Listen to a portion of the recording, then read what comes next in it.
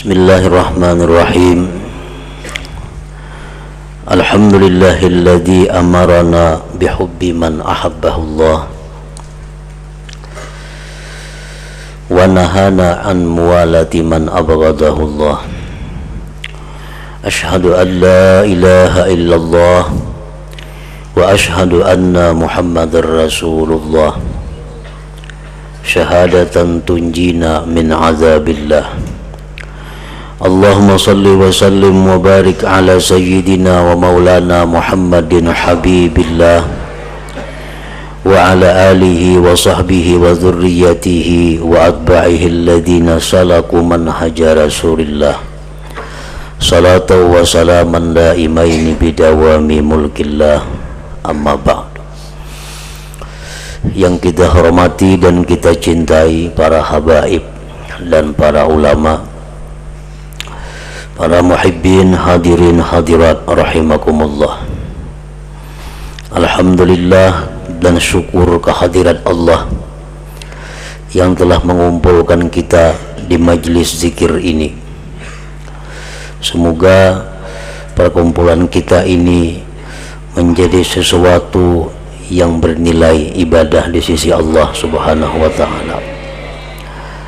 Salawat dan salam kita haturkan kepada junjungan kita Nabi besar Muhammad sallallahu alaihi wasallam dan kepada seluruh keluarga, para sahabat, zurriyat dan pengikut beliau.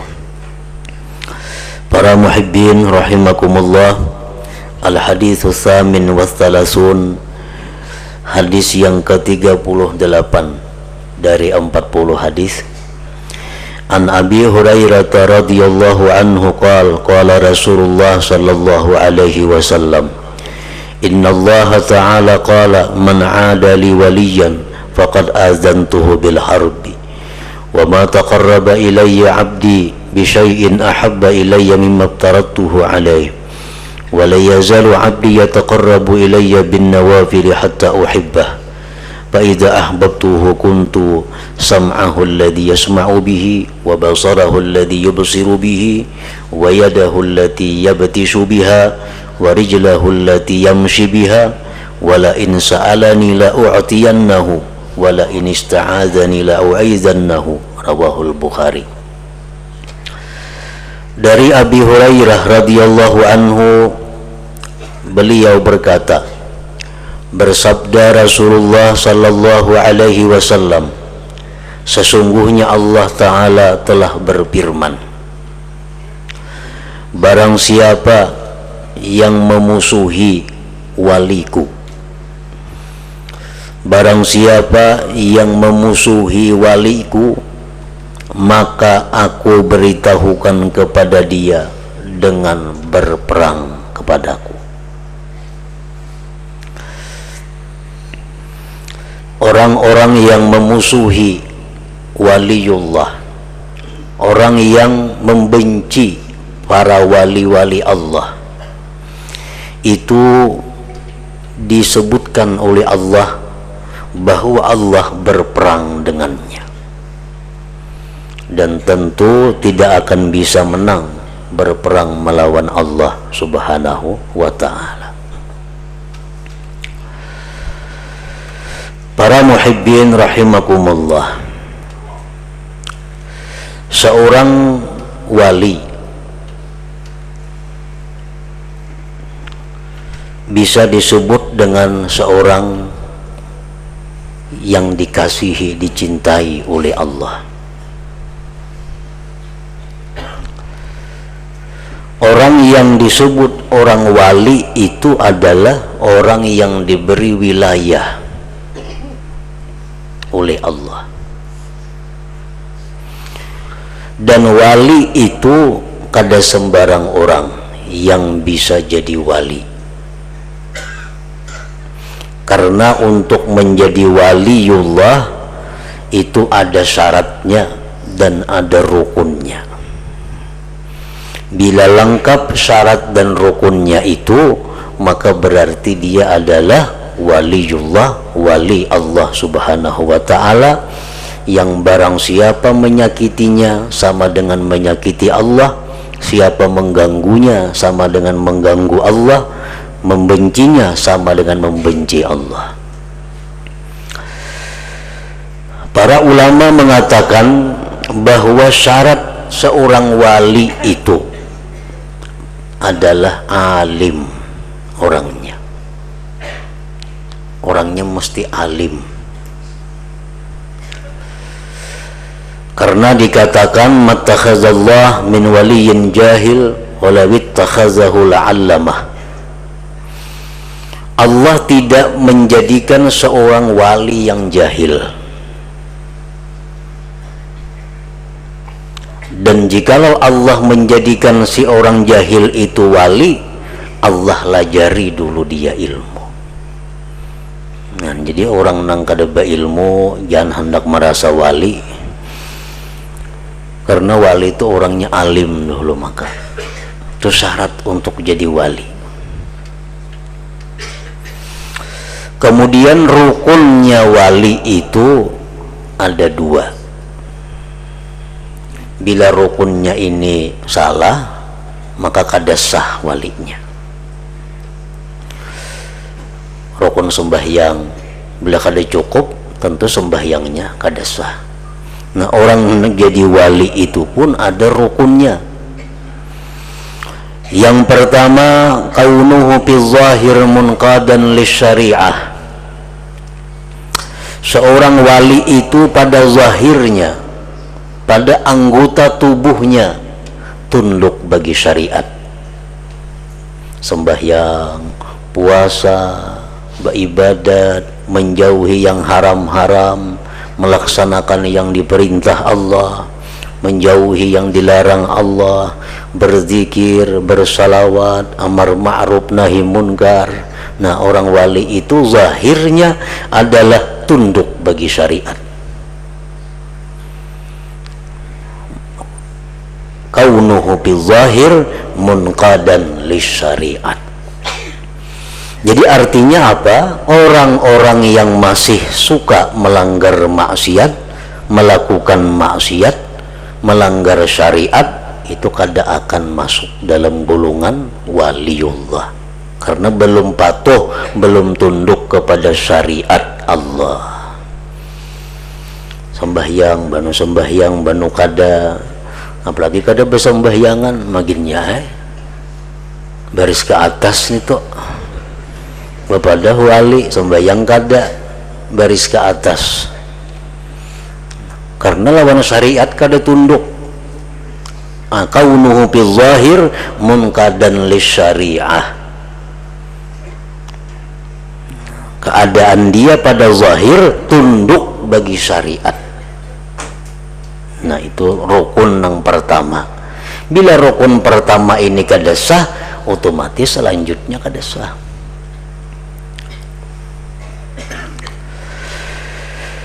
Jadi orang yang jadi waliullah itu orang yang berjalan di atas syariat Rasulullah sallallahu alaihi wasallam.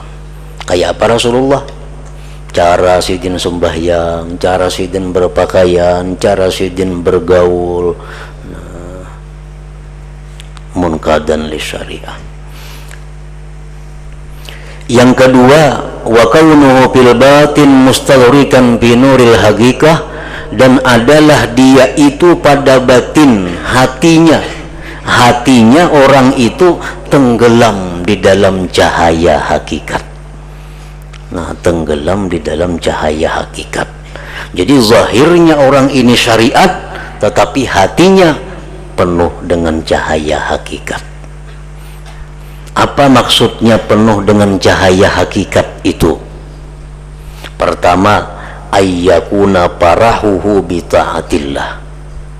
Ini tanda orang yang hatinya diberi cahaya hakikat.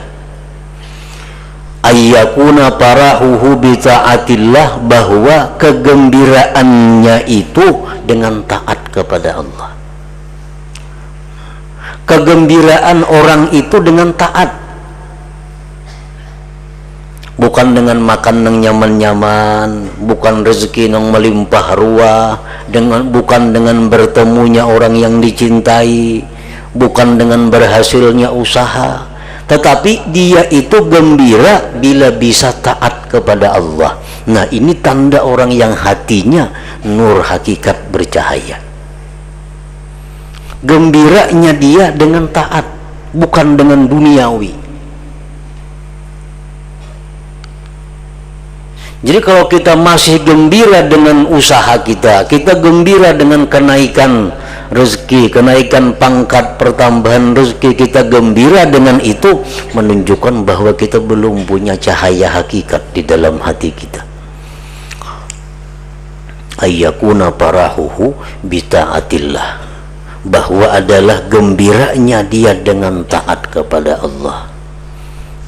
Kita boleh gembira dengan datang rezeki, dapat duit 1 juta, gembira boleh, tetapi gembiranya itu 2 perkara. 1, gembiranya itu bahwa aku diperhatikan Allah, ya, bahwa aku diberi Allah. Dapat duit 1 juta, langsung kita, oh aku diberi Allah, suka Allah yang memberi. Bupati gini suka memberi, apalagi Allah Ta'ala. Allah memberi 1 juta, wah suka hati kita. Nah, ayuhan itu. Nah, kemudian ada niat dalam hati, duit yang 1 juta ini aku sagan nukar ini, nukar itu, nang diridai Allah. Nah, itu termasuk ngarannya gembira dengan taat kepada Allah. Amun gembiranya lawan duitnya itu, nah itu nang menunjukkan orang nang kada punya hakikat. Nya gembira lawan duitnya tuh pang, dicium-ciumnya duit. Kenapa mencium duit? Bahas tangan orang macam-macam dicium duit. Jadi gembira dengan taat kepada Allah. Wasti'nasuhu bidzikrillah, dan jinaknya dia dengan zikir. Ini orang nang hatinya punya hakikat tuh, gembiranya bila inya taat kepada Allah, dan senangnya dia dengan zikrullah, jinaknya dia dengan zikir. Jinak tuh apa artinya? Kada jauh, kada liar.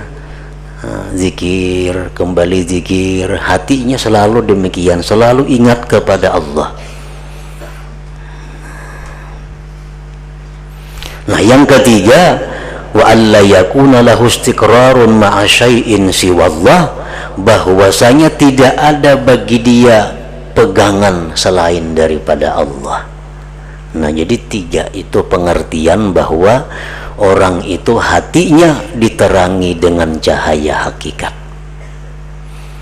Nah, bila macam itu, ada seseorang zahir tubuhnya tunduk dengan syariat, hatinya gembira dengan taat kepada Allah, hatinya jinak dengan mengingat Allah, hatinya hanya berpegang kepada Allah, maka ini orang adalah waliullah, wali Allah. Nah, rasakan kita wali kada?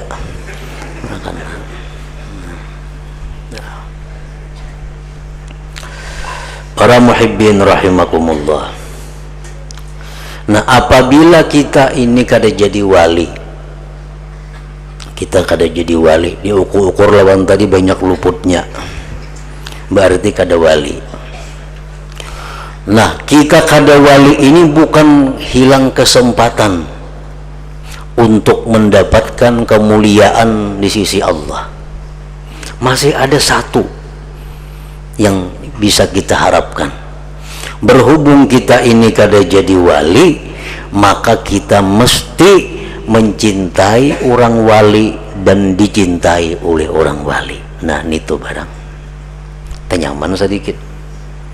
Mencintai orang wali, dicintai orang wali, itu sudah selamat dah. Amun kada kawa jadi wali. Nah, ada jalannya supaya terhubung, tergabung lawan mereka itu, bahwa kita mencintai orang wali dan dicintai mereka. Para muhibbin rahimakumullah. Jadi apabila ada orang yang secara zahirnya tunduk bagi syariat Allah, batinnya kita kada tahu, cuma zahirnya orang ini tunduk dengan syariat Allah. Nah, jangan hendak marah dengan orang itu, jangan hendak benci dengan orang itu. Jangan hendak memusuhi dengan orang itu, karena ini orang bisa-bisa waliullah. Kalau kita marah kepadanya, Allah akan berperang dengan kita. Man adali waliyan faqad azantuhu bil harbi. Nah, kemudian Rasulullah sallallahu alaihi wasallam bersabda, wa ma taqarraba ilayya 'abdi bi syai'in ahabba ilayya mimma aftaradtuhu alaihi wa la yazalu 'abdi yataqarrabu ilayya bin nawafil hatta uhibbah. Tidaklah bertakarrub kepadaku, ini hadis kudusi, Allah berfirman, tidaklah bertakarrub kepadaku seorang hambaku dengan sesuatu yang lebih kusukai daripada sesuatu yang aku pardukan sesuatu itu atasnya. Dan senantiasa seorang hamba itu bertakarrub kepadaku dengan yang sunat-sunat sehingga dia aku cintai. Jadi kalau kita hendak mendekatkan diri kepada Allah, cara yang paling baik, cara yang paling disukai Allah, dan cara yang paling cepat untuk dekat dengan Allah adalah melaksanakan yang dipardukannya, melaksanakan kewajiban. Itu yang paling utama. Kalau sudah kewajiban ini kita biris, hanyar kita mendekatkan diri kepada Allah dengan yang sunat-sunat. Nah, nang wajib dahulu birisakan, nang wajib. Ibarat kita sembahyang nang wajib masih adakah hutang, nang wajib aja dahulu simpunakan nang wajib. Allah lebih suka itu. Kan kita menghadap Allah, mun Allah kada suka apa? Allah suka nang wajib dahulu. Kalau kita hutang banyak lawan orang, kada usah bebebari, kada usah bersedekah, hutang simpunakan. Lagi hutang di bank maginnya punahi. Nah, bersedekah mau hutang di bank betuyuk. Hutang itu dirisakan dulu, hanya bersedekah, hanya berwakaf, hanya memberi habaib, memberi tuan guru. Nah, hutang itu diselesaikan. Itu yang Tuhan suka.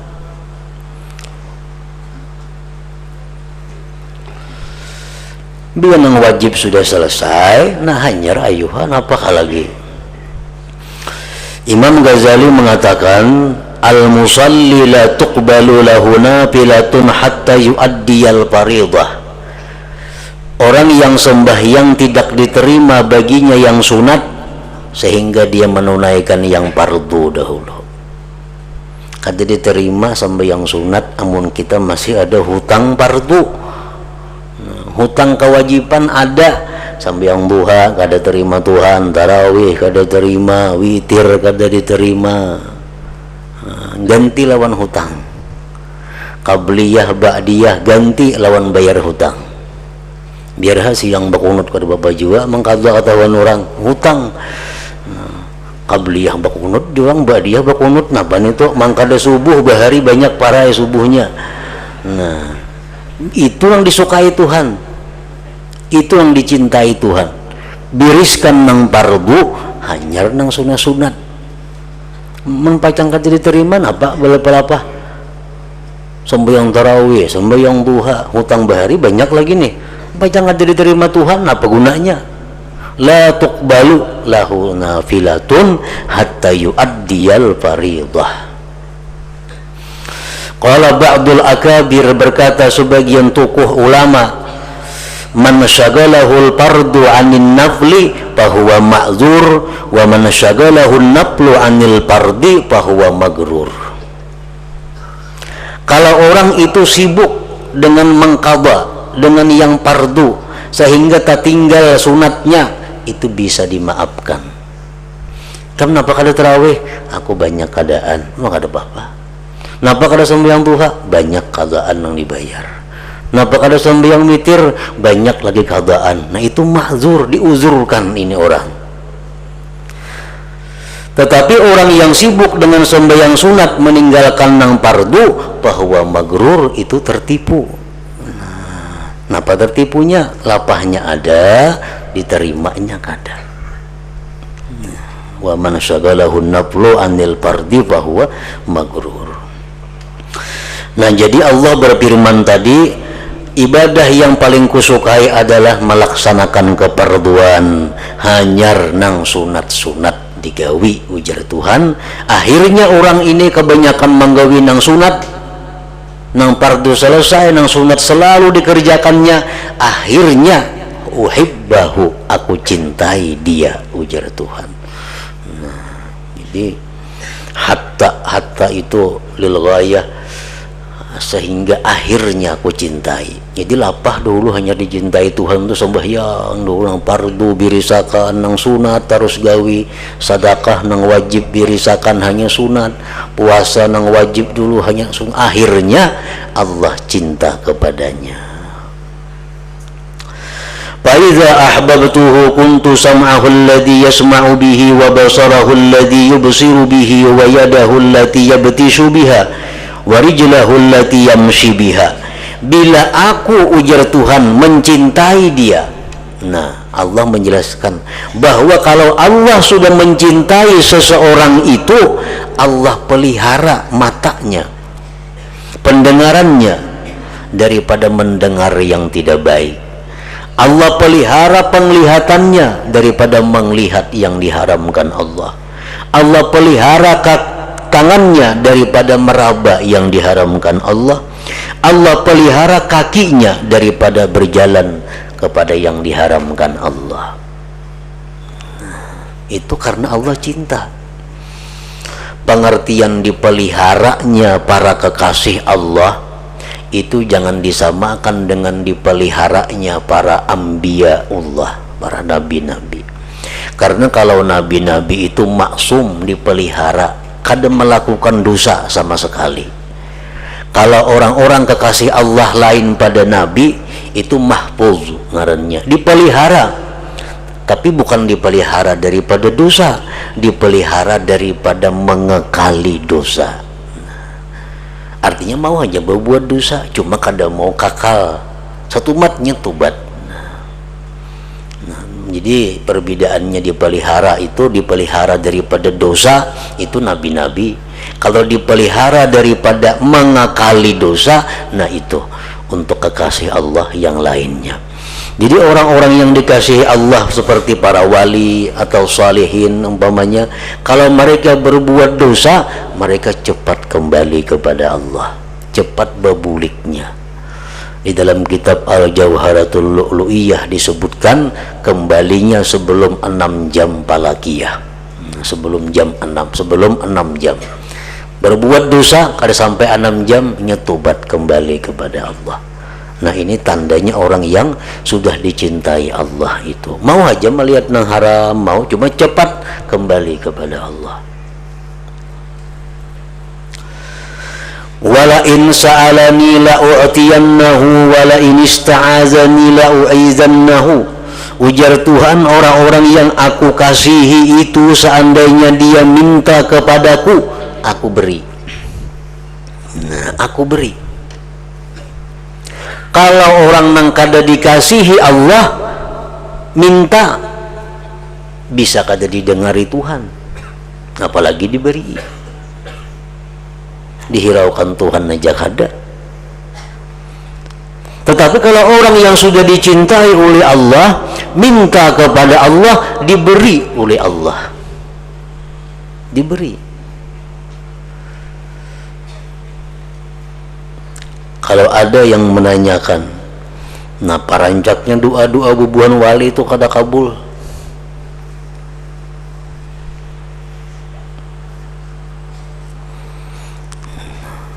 Rancaknya doa-doa orang yang istimewa itu kenapa kada kabul? Banyak orang wali-wali minta hujan kepada Allah, kada dihujaniha oleh Tuhan. Di musim kemarau dahulu-dahulu tuh kan ada sembahyang istisqa, sembahyang minta hujan, turunan wali-wali berdoa kada hujan-hujan hari. Maka jadi Tuhan bila minta aku beri. Nah, pengertian aku beri itu mengandung 5 macam. pengertian aku beri itu, nah itu ada 5 makna. Orang-orang yang aku kasihi itu bila minta kepadaku, aku beri, jar Tuhan. Nah, pengertian aku beri ada 5 macam. Yang pertama, ayyaqa al-matlub bi'ainihi faura, bahwa jatuh apa yang diminta itu dengan bendanya langsung. Ya Allah, hujani ari, hujan ari, langsung. Itu semacam pengertian aku beri. Yang kedua, ayyata'akhkhar al-matlub li hikmatin ya'lamuhullah, ya'lamuhallah. Nah, bahwa Allah lambatkan yang diminta itu karena ada satu rahasia yang diketahui Allah. Nya minta ini, nah, diberi Tuhan cuma kaina, wah ini jangan, bahaya. Nah, bahayanya apa? Hanya Allah yang tahu. Nah, diberi Tuhan cuma kaina, bulan kaina kah, tahun kaina kah, ayo, pasti diberi oleh Tuhan.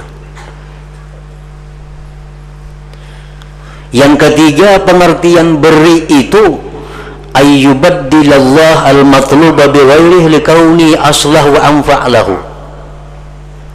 bahwa Allah gantikan yang dimintanya itu dengan yang lain, karena Tuhan tahu yang lain itu lebih berguna, lebih baik baginya. Nah, kita minta, ya Allah, minta apa? Misalnya kita minta lawan Tuhan, minta sapida umpamanya, kada dapat sapida, timbul datang kambing, karena Tuhan tahu bagi orang ini nih bermanfaat kambing daripada sapida. Beri Tuhan kambing, mau aku minta sapida, kenapa kambing dapatnya?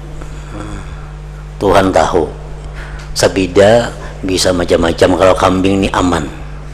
Nah, untuk orang ini, jadi beri Tuhan kambing. Nah, itu diberi juga ngarannya. Yang keempat, pengertian diberi itu ayyasrifallah anhu su'an makanahu ayil matlub, bahwa Allah palingkan daripada dia kejahatan yang seimbang dengan yang ia minta itu. Digantikan Tuhan, dipalingkan Tuhan kejahatan. Orang ini minta kepada Allah sepida, tadi contohnya, minta kepada Allah sapida. Cuma orang ini andai kata kada minta sapida lawan Tuhan, orang ini malam ini kehilangan kambing. Karena ini minta sapida, kan sapida kada diberi Tuhan, cuma kambing kada jadi hilang. Nah, kurang lebih aja juga, sapida dapat kambing hilang sama juga. Nah, digantikan Tuhan, dipalingkan kejahatan. Nah, itu termasuk makna diberi juga. Yang kelima, pengertian diberi itu ayyaddakhirallahu lahu bil akhirah, bahwa Allah simpan di akhirat. Allah simpan di akhirat. Ya Allah, minta ini, kada diberi Tuhan, simpan Tuhan di surga dulu. Itu bila kita mati, terkumpulan orang kita minta sekalinya, dalam dunia bahari aku minta kada diberi sekalinya. Gudangnya ada di situ. Bahari minta ini kada ada, di sini sekalinya ada. Nah, ayyaddakhirallahu lahu bil akhirah. Jadi kalau kita berdoa kepada Allah, asalkan doa kita itu cukup syarat untuk diterima Allah, nah, kada lepas daripada 5 hal itu. Bisa langsung kabul, bisa kabul tapi kaina, nah, bisa juga digantikan Tuhan yang lebih bermanfaat, bisa gantiannya dipalingkan kejahatan daripada kita, bisa kita di akhirat saja menikmatinya itu. Nah, oleh para ulama di antara nang 5 ini, nang paling baik adalah nang nomor 5, di akhirat saja disimpan semuaan. Jadi minta lawan Tuhan dalam dunia, nah, apakah minta silahkan minta, asal nang boleh nang halal, tapi kita minta di akhirat saja kita menggunakannya. Nah, di akhirat. Wala in sa'alani la u'tiyannahu, jikalau dia minta kepadaku, ujar Tuhan, la u'tiyannahu, niscaya aku beri. Imam Ahmad Ibnu Athaillah mengatakan, supaya doa kita ini didengar oleh Allah, diterima oleh Allah, ujar sidin, doa itu ada rukunnya. Nah, doa itu ada sayapnya, yang dengan sayap itu bisa naik. Doa itu ada waktu-waktunya, dan doa itu ada sebab-sebabnya. Bila tak kumpul nang empat ini, maka doa kita diterima Allah dan diberi tadi. Apa yang pertama rukun doa? Pertama, hudurul qalbi ma'allah, hadir hati kita beserta Allah. Jadi apa yang kita ucapkan di dalam doa itu sama dengan hati kita. Apa yang kita ucapkan di mulut kita sama dengan apa yang ada dalam hati kita. Dan kita merasakan bahwa doa kita ini adalah didengar oleh Allah. Nah, kita hadirkan itu. Yang kedua rukunnya itu adalah raja karamillah, kita berharap. Jadi begitu kita berdoa, kita merasakan bahwa kita di hadapan Allah, dan hati kita itu ada harapan doa kita ini dikabulkan Allah. Ada harapan itu, ada perasaan bahwa doa kita dikabulkan Allah. Jangan pesimis dahulu. Berdoa tapi hati asa kada kabul juga doa. Nah, itu sudah nyata kada kabul dahulu. Seorang aja menangguh kada kabul. Nah, itu rukun doa. Hadirkan hati dengan Allah dan mengharap kemurahan Allah. Kemudian sayapnya doa. Nah, sayapnya doa, sayap ini biasa dua buting. Pertama sidik. Sidik itu benar. Nang kita minta ini adalah sesuatu yang benar. Jangan minta nang maksiat, jangan minta nang makruh, jangan minta nang kada bermanfaat, jangan minta nang membahayakan diri seorang. Minta nang bujur. Sayap nang kedua, aklul halal, dari makanan yang halal. Kekuatan tubuh kita ini bersumber daripada energi yang halal. Nah, itu sayapnya. Kemudian waktunya, apabila berdua itu waktu nang bagus. Kalau waktu falakiyahnya waktu sahur, tapi kalau waktu batiniyahnya waktu di mana hati kita kosong dari selain Allah. Nah, di saat itulah kita minta kepada Allah. Nah, kemudian sebab dikabulkan doa itu adalah salawat kepada Nabi dan keluarga beliau sebelum dan sesudah doa. Nah, bila terkumpul itu, doa kita akan diperhatikan Allah dan kita akan diberi oleh Allah. Namun tadi kita ingat pengertian diberi itu salah satu di antara 5 macam tadi. Nah, hadis rawahul Bukhari. Selanjutnya hadis yang ke-39 daripada 40 hadis. Ila hadratin Nabi sallallahu alaihi wasallam. Al-Fatihah. Iyyaka na'budu wa iyyaka nasta'in. Ihdinas siratal mustaqim. Siratal ladzina an'amta 'alaihim. Asyhadu an la ilaha illallah wahdahu la syarika lah. وأشهد أن سيدنا محمدا عبده ورسوله